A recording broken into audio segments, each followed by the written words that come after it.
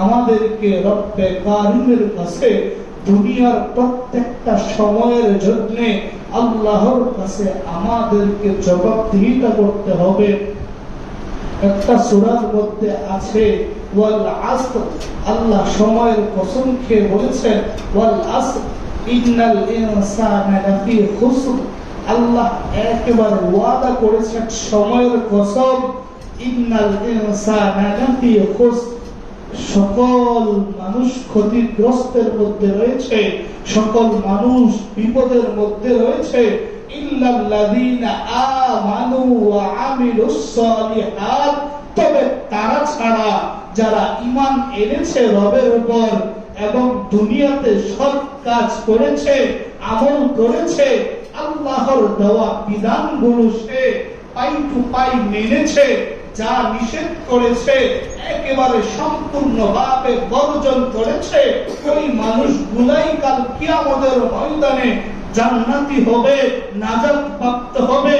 আল্লাহর সমস্ত নাজ নিয়ামতগুলো তার উপরে ছেয়ে যাবে। আর যারা সময় পেয়েছে দুনিয়াতে, প্রতিটা মুহূর্ত, প্রতিটা সেকেন্ড, প্রতিটা ঘন্টা, প্রতিটা দিন, প্রতিটা সপ্তাহ, প্রতিটা মাস, প্রতিটা বছর, একাধিক বছর বান্দার উপরে একে একে আবর্তিত হয়েছে, সূর্য উঠেছে, রাত্রি এসেছে, কিন্তু সে আমি রব্বে কারিমের ডাকে সাড়া দেয় নাই, আমি রব্বে কারিমের হুকুমগুলো সে দুনিয়াতে থেকে বাস্তবায়ন করে নাই। ওই মানুষের জন্যই বর্তমান সময়টা কিয়ামতের ময়দানে নাজুক হয়ে দাঁড়াবে। আর ওই সময়ের জন্য ওই সময় আফসোস করবে আর পরিতাপ করবে। ওই সময় আফসোস করে আর পরিতাপ করে কোনো কাজে আসবে না। সময় থাকতে, জ্ঞান থাকতে, হায়াত থাকতে একটু বুঝে নেবেন, সত্যের পথে চলার চেষ্টা করবেন, ইনসাফের পথে চলার চেষ্টা করবেন, ভালো মতো ইসলামটাকে মেনে নিজের জীবনটা গড়ে মৃত্যুর উপরে ধরে পড়ার চেষ্টা করবেন। তাহলে আপনারা সবাই সফল হবে, আমিও সফল, আপনারাও সফল। আর যদি সময় পেয়েছেন খেলায় ধুলায় রং তামাশায় আপনার জীবনটাকে শেষ করে দিয়েছে, মনে রাখেন কাল কিয়ামতের ময়দানে কবর জগৎ থেকে যারা আল্লাহর হুকুম না মেনে চলে যাবেন সবাইকে ধরা পড়তে হবেই হবে। লা শাক্কা ফীহি, তাতে কোনো সন্দেহ নেই। আমার আপনার সবার ধরা পড়তে হবে, সবার ধরা পড়তে হবে। আমি যা কিছু করতেছি দিনের আধারে করি, রাতের আধারে করি, দিনের আলোতে করি, সব কিছু আমাদের রেকর্ড হচ্ছে, সব কিছু আমাদের লেখাও হচ্ছে। কিরামান কাতিবিন ইয়ালামুনা মা তাফআলুন, ইন্নাল আবরারা লাফি নাঈম ওয়া ইন্নাল ফুজ্জারা লাফি জাহিম।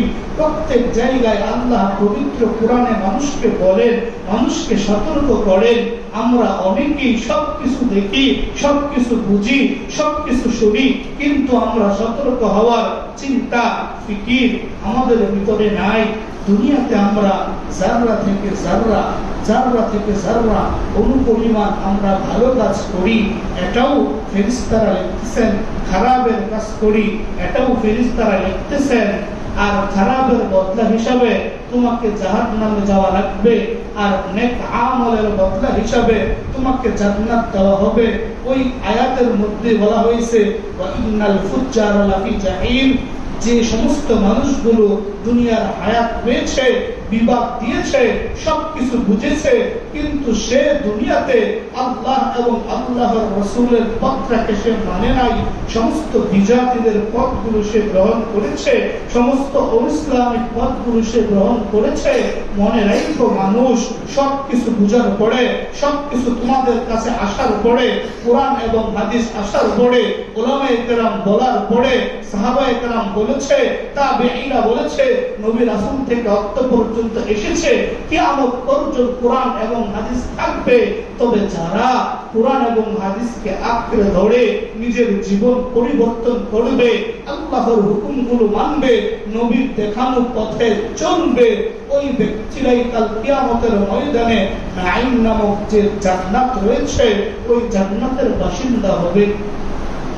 আমি পবিত্র কোরআনে আপনাদের কাছে যে আয়াতে কারিমা পাঠ করেছিলাম সূরা হুদের 23 নং আয়াতের মধ্যে আল্লাহ রাব্বুল আলামিন বলেন, পবিত্র কোরআনে আসছে ইন্নাল্লাযীনা আমানু ওয়া আমিলুস সালিহাত, শুধুমাত্র সূরা হুদের 23 নং আয়াতে যে আসছে না, বিভিন্ন সূরায় বিভিন্ন জায়গায় মানুষকে বোঝানো হচ্ছে, মানুষ তোমরা দুনিয়াতে আসছো, ইন্নাল্লাযীনা আমানু, আল্লাহকে বিশ্বাস করো, আল্লাহর পাঠানো কিতাবকে বিশ্বাস করো, আল্লাহ রাব্বুল আলামিনের পাঠানো কিতাবের আদেশগুলো তোমরা মানো, নিষেধগুলো তোমরা বর্জন করো। তার পরবর্তী ওয়া আমিলুস সালিহাত, আল্লাহকে বিশ্বাস করার পরে 2 নাম্বার হবে। 1 নাম্বার আল্লাহকে বিশ্বাস করা লাগবে, মন দিয়ে প্রাণ দিয়ে বিশ্বাস করে। আল্লাহ যে 2 নাম্বার আমলের কথা বলেছেন ওয়া আমিলুস সালিহাত, এবং যে ইবাদতের কথা বলেছেন, যে আমলের কথা বলেছেন, ওই আমলগুলো ওই ইবাদতগুলো আমাদের পাই টু পাই করা লাগবে। যদি কেউ ওই 2টা 3টা কাজ করে, 1 নাম্বার আল্লাহর উপরে বিশ্বাস রাখা, 2 নাম্বার আল্লাহ যে আদেশ করেছেন ওই আদেশ অনুযায়ী হুকুমগুলো বাস্তবায়ন করা, নিষেধাজ্ঞাগুলো বর্জন করা, 3 নাম্বার ওয়া আফদাতু ইলা রাব্বিহিম, আর যারা তার রবের উপর বিনয়ী, যারা তার রবের উপরে সন্তুষ্ট, সে দুঃখে থেকেও সন্তুষ্ট, সে সুখে থেকেও সন্তুষ্ট, বিনয়ী, আল্লাহর সমস্ত হুকুমগুলো আহকামগুলো যা আল্লাহ বান্দার উপর আরোপিত করেছেন সবগুলো যদি সে মানে, মনে প্রাণে দিলে, তাহলে বলা হয়েছে উলাইকা আসহাবুল জান্নাহ, উলাইকা আসহাবুল জান্নাহ হুম ফিহা খালিদুন, উলাইকা আসহাবুল জান্নাহ, তারাই হবে জান্নাতের বাসিন্দা, তারাই হবে জান্নাতের সাথী, তারাই হবে জান্নাতের সঙ্গী, তারাই হবে মুহাম্মদের নিকটতম ব্যক্তি। সুবহানাল্লাহ। আমরা ওই 3টা কাজ করতে পারবো তো ইনশাআল্লাহ। 1 নাম্বার আল্লাহ রাব্বুল আলামিনের উপর বিশ্বাস রাখা, 2 নাম্বার আল্লাহ রাব্বুল আলামিন যে ইবাদতের হুকুম দিয়েছেন, যে আহকামগুলো দিয়েছেন, আমলে সালিহাগুলো বাস্তবায়ন করা, ওয়া আখবাতু ইলা রাব্বিহিম, এবং আমাদের রবের উপর বিনয়ী হওয়া। যদি ওই 3টা কাজ করতে পারি, আল্লাহ বলেন উলাইকা আসহাবুল জান্নাহ, তারাই হবে জান্নাতের বাসিন্দা, ওয়া হুম ফিহা খালিদুন, এবং তারা ওই জায়গায় থাকবে, অস্থায়ী নয়, চিরস্থায়ী ভাবে, চিরস্থায়ী ভাবে। দুনিয়ার শান্তি অস্থায়ী, দুনিয়ার সুখ অস্থায়ী, দুনিয়ার সুখ অস্থায়ী, দুনিয়াতে কোনো জিনিস চিরস্থায়ী নয়। সবকিছু টাকা পয়সা, জমি জামা, বাড়ি গাড়ি, ব্যাংক ব্যালেন্স, আরাম আয়েশ, সুখ শান্তি অশান্তি, কোনো কিছুই দুনিয়াতে চিরস্থায়ী নয়। সবকিছু খানিকটা আমাদের জন্য। আজকে আপনি কোটি টাকার মালিক আছেন, এমনও হতে পারে আপনি পথের নিঃস্ব ফকির হয়ে যেতে পারেন।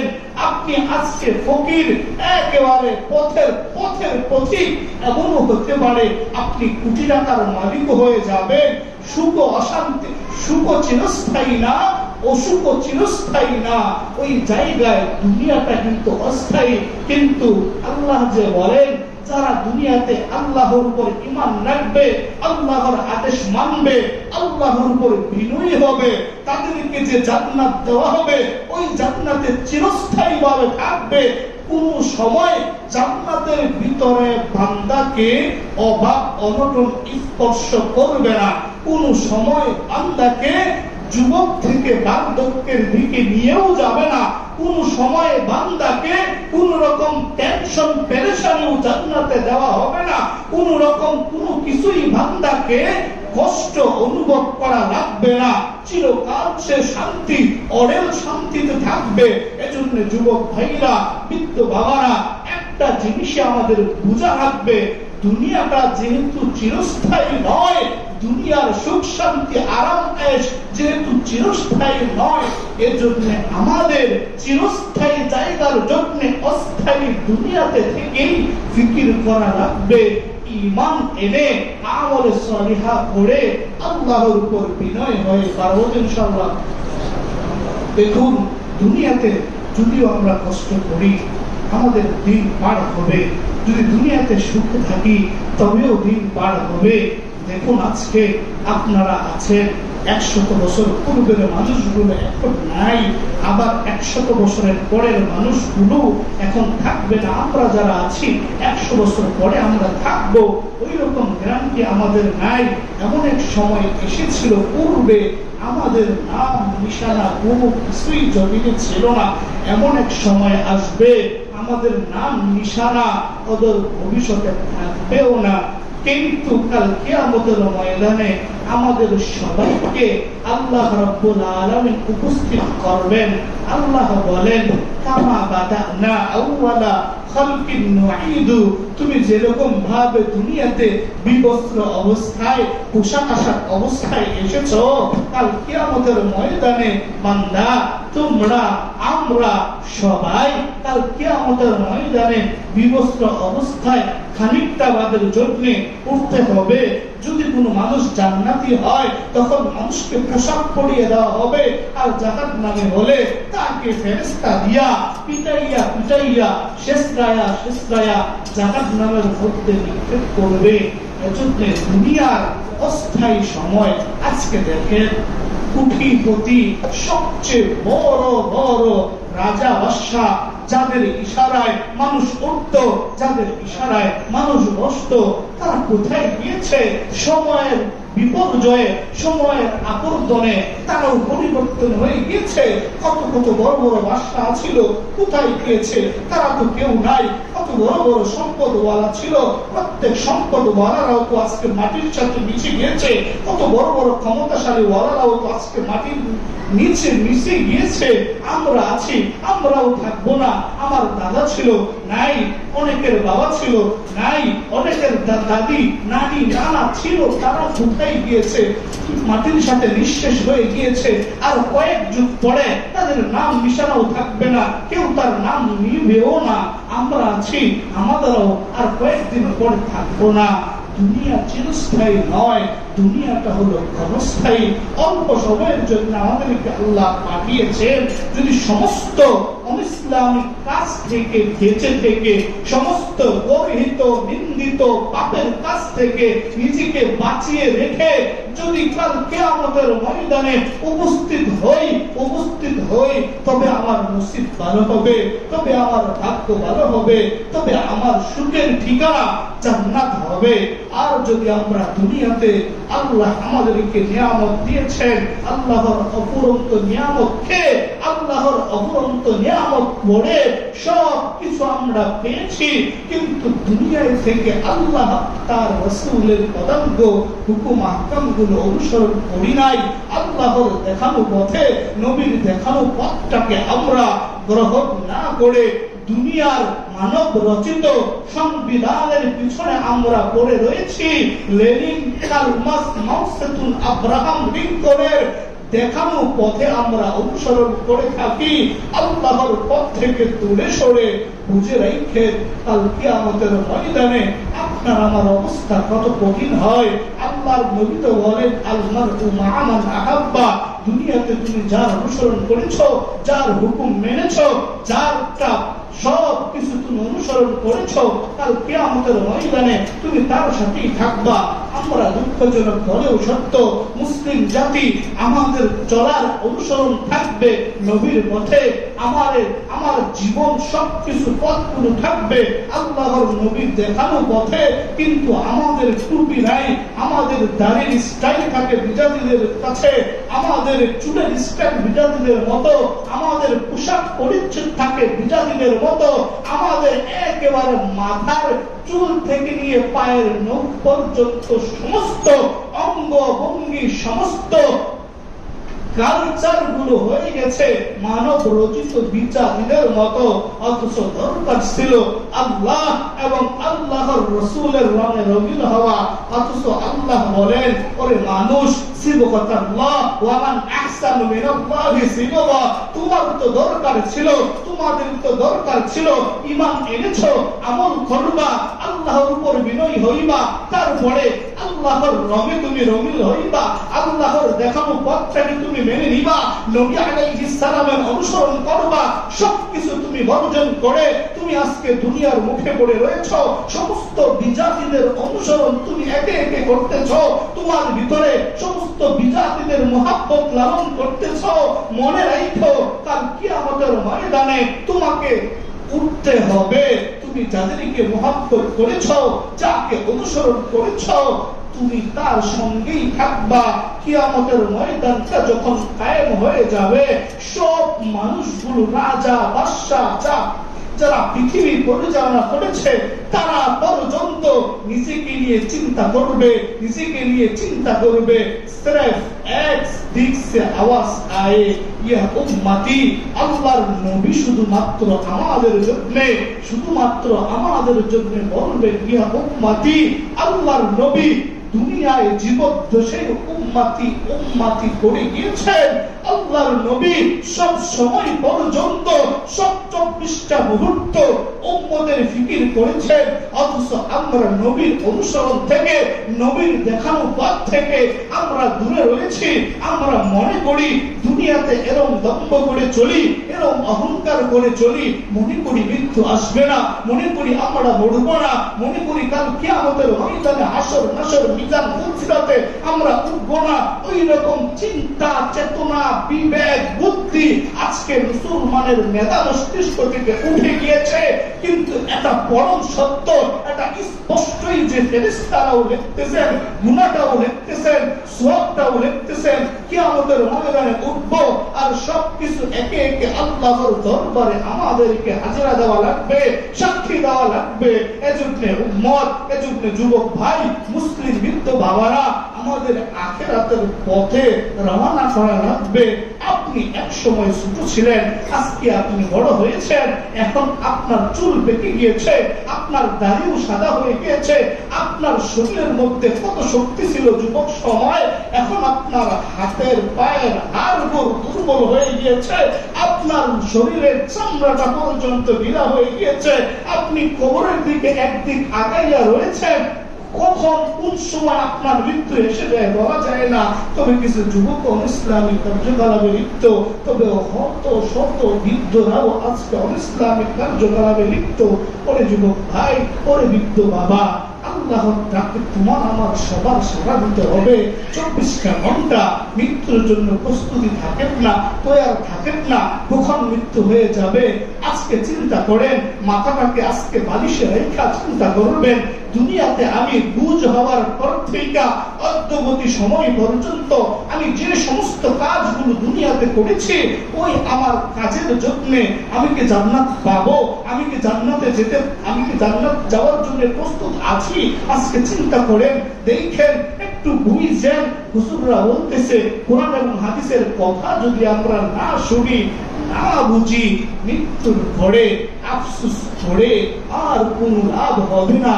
যারা দুনিয়াতে জুলুম নির্যাতন করেছে, অন্যায় অবিচার করেছে, খারাপ কাজগুলো দুনিয়াতে প্রকাশ্যে করেছে, ওই সমস্ত মানুষগুলো কিয়ামতের ময়দানে আল্লাহর সামনে গিয়ে দাঁড়াবে। দাঁড়ানোর পরে বলবে, রব্বানা আবসারনা ওয়া সামি'না ফারজি'না না'মাল সালিহান ইন্না মুকিনুন। ও দয়ার মালিক, আমাদের বুঝা হয়ে গিয়েছে, আমাদের শোনা হয়ে গিয়েছে, সবকিছু আমরা দেখেছি, সবকিছু আমরা বুঝেছি, না'মাল সালিহান ইন্না মুকিনুন। দুনিয়াতে আমাদেরকে পাঠাইয়া দেন না, দুনিয়াতে পাঠাইয়া দেন না, আমরা আবার ঈমান এনে আসবো, আমরা নেকের কাজ করে আসবো। কসম খোদার, ওই সময় আপনাকে সুযোগ দেওয়া হবে না।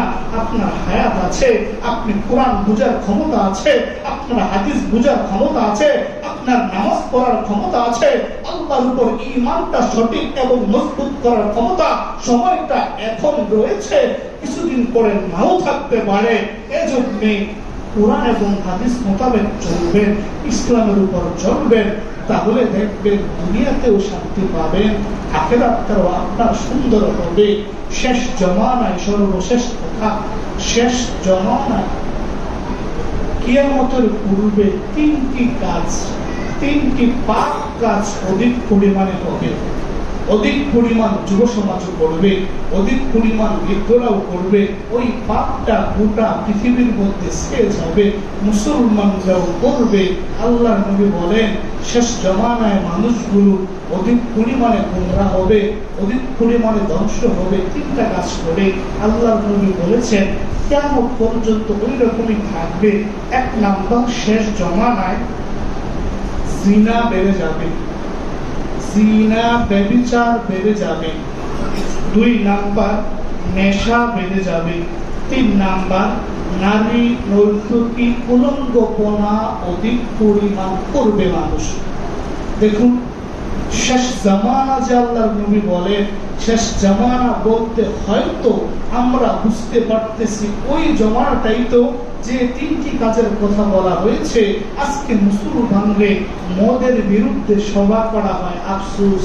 আজকে মুসলিম দেশে বেহায়াপনার বিরুদ্ধে সেমিনার করা হয়, আজকে জিনা ব্যভিচারের বিরুদ্ধে সেমিনার করা হয়। ওরে মুসলমান, তোমার বিভাগটা এতই ঢিলা হয়ে গিয়েছে, তোমার বিভাগটা এতই বিজাতিরা কেড়ে নিয়েছে। আজকে মুসলমান নেশা করবে কেন? আজকে মুসলমান মদ্যপান করবে কেন? আজকে মুসলমান জিনা করবে কেন? আজকে মুসলমান বেশ্যা নারী নর্তকীদের পিছনে দৌড়বে কেন? আজকে মুসলমান পতিতালয়ে যাবে কেন?